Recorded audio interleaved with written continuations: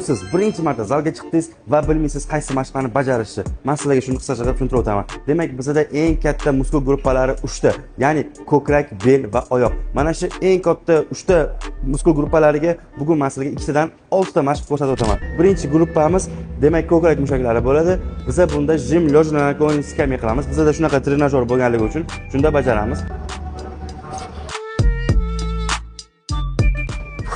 Mana shu tarzda 12 marotabadan 4 ta podxod bajarasiz.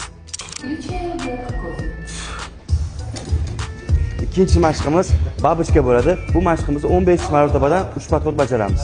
Va albatta bel va qanot mushaklari bizda tiaga verniy bloki yoki tiaga hammer bajarsanglar bo'ladi. 12 marotaba tortamiz. Xuddi shunaqa 4 podxod. Bel va qanot mushaklariga ikkinchi mashqimiz mana shu trenajyorda bajaramiz.